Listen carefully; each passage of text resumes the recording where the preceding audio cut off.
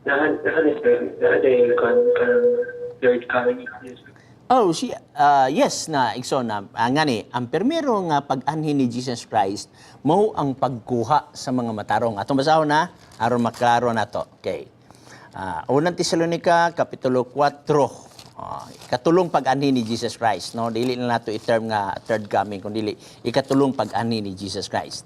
Okay, dinhi sa unang Tesalonica 4:16 nagingon, kay ang Ginoo gayud mao ang manaog unya gikan sa langit inubanan og singgit sa pagsugo og sa tawag sa punuan sa manulunda og sa tingog sa trompeta sa Dios ug unya ang nangamatay diha kang Kristo muna sa pagkabangon.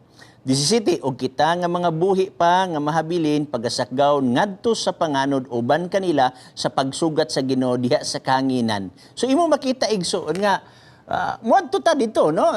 Banhawon ang nangamatay di kang Kristo ug katong wala mo agi og kamatayon sa naabtan sa buhi sa pagbalik ni Christ, dalon saka dito sa gitawag na tog langit. Ug ang mahitabuan na igsoon ang uban nga mga dautan nga makakita sa Ginoo sa iyang pagbalik, dili makaagwanta sa pagtan-aw sa himaya niya.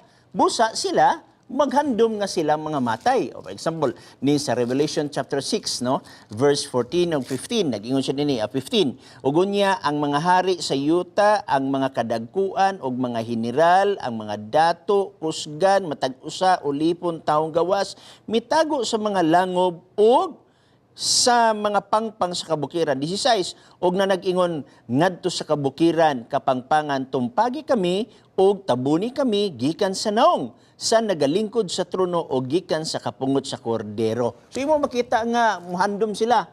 Unya ang mahitabuan ni igsoon nga adunay dako nga linog nga mahitabo sa tibuok nga kalibutan mao nay naglatid sa Jeremias kapitulo 4 bersikulo 23 ngadto sa 25 adunay giingon diri. Pero ang mga matarong anito na sa langit, no? Atong basahon. Gitan-aw ko ang yuta ug aniya karon kini awaaw ug walay sulod ug ang kalangitan sila walay kahayag. Gitan-aw ko ang kabukiran ug aniya karon sila minglinog ug ang tanang kabungturan ming irog ngadtong nganhi. Gitan-aw ko ug aniya karon walay tao. Okay? Walay tao. Nga naman, ang mga matarong to na sa langit, ang mga dautan mga matay. Okay? Gitan-aw ko ug aniya karon walay tao og ang tanan nga kalanggaman sa kalangitan nga lagyo. 26 gitan-aw ko og aniya karon ang mabungaon nga sa uma nahimong kamingawan og ang tanan mga syudad didto nangalumpag sa presensya ni Jehova. Og kabalo ba ka igsuon kung pila ang patay niini igsuon?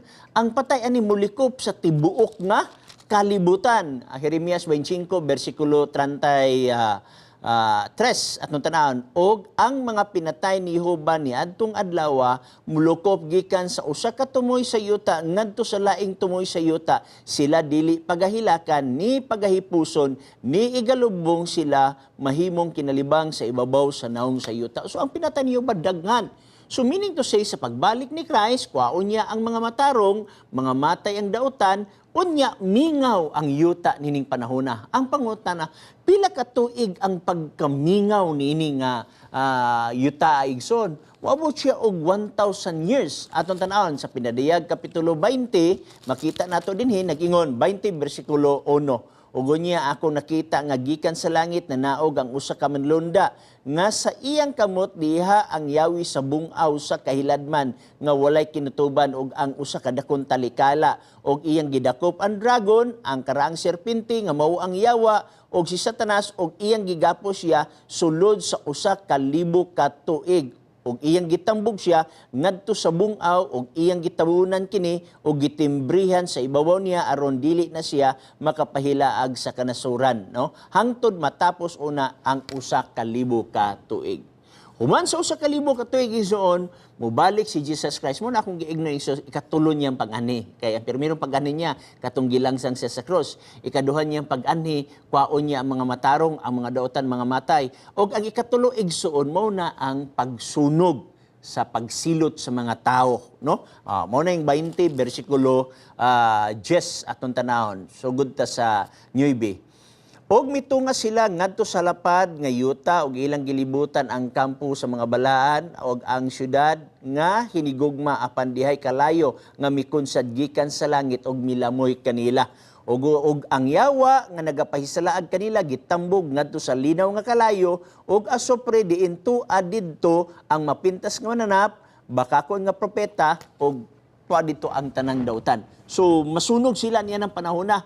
O kanang pagkasunog igsuon ang theology sa uban, mao man ni ang imperno, ang ilang unahon ang imperno, ang uban ningon na silahom sa yuta, ang uban mingon nga wala kuno nining kalibutan na. Pero ang kanang kalayo igsuon nga pagsunog sa mga dautan, kini kaning yuta sa tibuok nga kalibutan. Atong tanaw ni kaduhang Pedro kapitulo 3, no?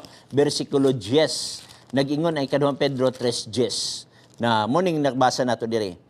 Apan ang adlaw sa Ginoo moabot sama sa usa ka kawatan ug unya ang mga langit na wagtang uban sa kadagong dinaguok ug ang mga kasugdanan sa kalibutan mga tunaw sa labihang kainit ug pagasunugon ang yuta ug ang mga buhat nga anaa niini. Sunugon ang yuta ug ang mga buhat nga naa niini. Unsa mo buhat mga tao nga mga dautan igsoon.